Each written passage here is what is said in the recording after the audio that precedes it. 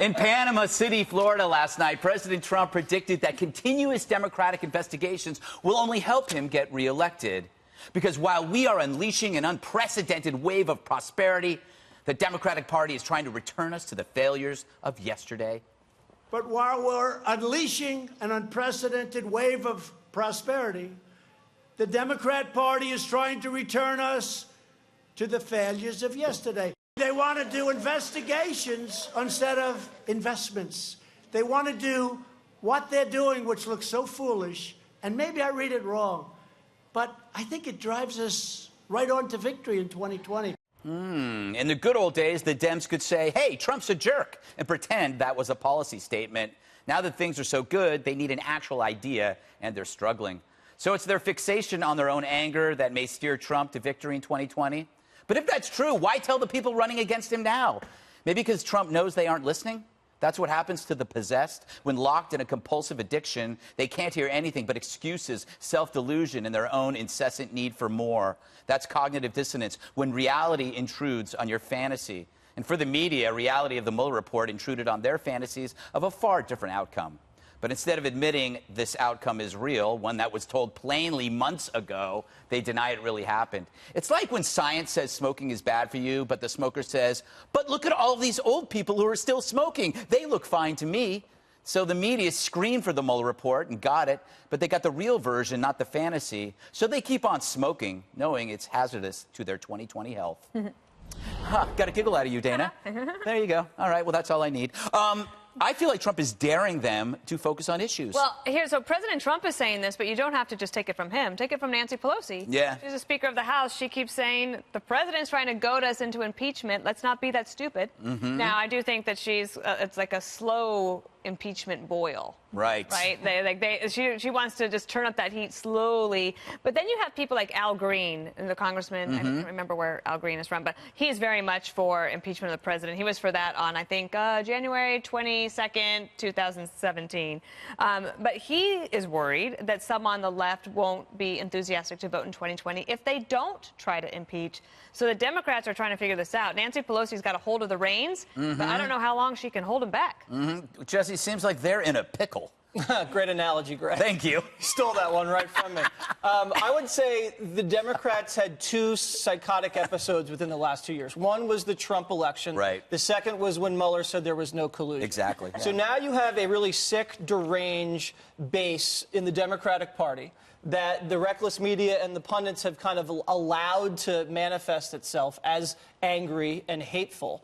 And the rest of the country does not want impeachment. The rest of the country actually wants Trump to investigate the investigators. And then you have a small, angry, loud minority of Democrats who are voting in these primary elections that want to impeach the traitor in the White House. They still believe, after the Mueller report, that Trump hacked the election with the help of Vladimir Putin and is trying to cover it up. So at this point, you can choose if you're someone in the media or if you're a politician. Are you going to allow this sick derangement syndrome to continue, or are you going to continue to profit from it? Because they're profiting from it and they're becoming famous. Now, if you look at the forgotten men and women in this country, those are the people that Trump won.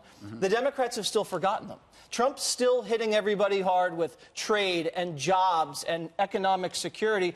And the Democrats are talking about impeachment, contempt, racism, and global warming. And the Democrats are now fighting about the past, and Donald Trump is fighting for people's future. And the future's never looked brighter.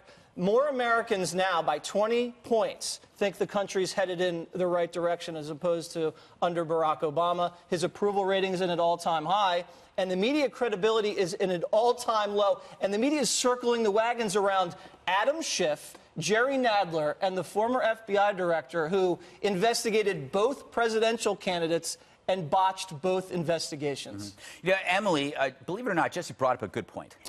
All of these issues that the Democrats are chasing are media-generated. They're like the media is actually running the Democrats' campaign, I think. I agree. Also, I think in addition to the investigation spurring a likely victory in 2020, there's vindictive legislation happening at the state level. So while our federal, national elected officials are not doing anything, state legislators are busy. In this state, for example, two examples. One is the fact that a bill just got passed, and the governor said he would sign it when it comes to his desk, where any citizen's state tax returns can be given to 3 House and Senate commissions for a specific legislative purpose. And the New York State senator who introduced it said, this is our special role and responsibility. And then Nadler blessed it and said, great workaround, thanks. Yep. And then also with all the crying for criminal justice reform that the left adheres to, why then did a bill just pass also in this state where you can now prosecute at the federal level what the state failed to do? It's basically a kind of a reconciliation of the state federal charges, whatever. But up until now, you couldn't because that was massively unfair. Now you can because they're trying to get back at Trump's pardons. They're eroding private citizens' I'm not going to lie to you. A lot of that went over my head, but that's because you are smarter than I am, Emily. I followed it You were smarter. completely. Juan, can I play you a little bit of Trump talking about the candidates? I have no choice. Let's do it. You got a choice between Sleepy Joe and Crazy Bernie. And I'll take any. Let's just pick somebody, please, and let's start this thing. A young man, boot edge. They say edge. He's got a great chance, doesn't he? He'll be great. And Beto. Boy, is he falling like a rock. What the hell happened to Beto? Juan, I bet we can agree on this, that 2020 is going to be a hellraiser because you're going to have Trump, he's going to be the American heckler for all of this. Wow, a Sleepy Joe, right? Crazy Bernie, right?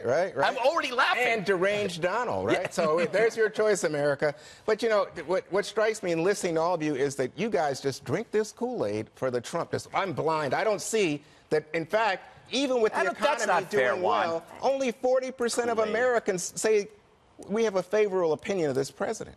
So a clear majority think that even all that you say is going well, they don't like him. No, but that doesn't follow. Hang on. Yes, it does. No, Juan, you don't have to like somebody to approve of their job. No. We've shown that. Well, they reelected that's what Clinton. Jesse said. Jesse said he's at an all-time high. I think Gallup has him at 46. All-time high. Higher than Obama. He's still underwater. Most Americans don't approve. Higher than Obama. But let me just say this.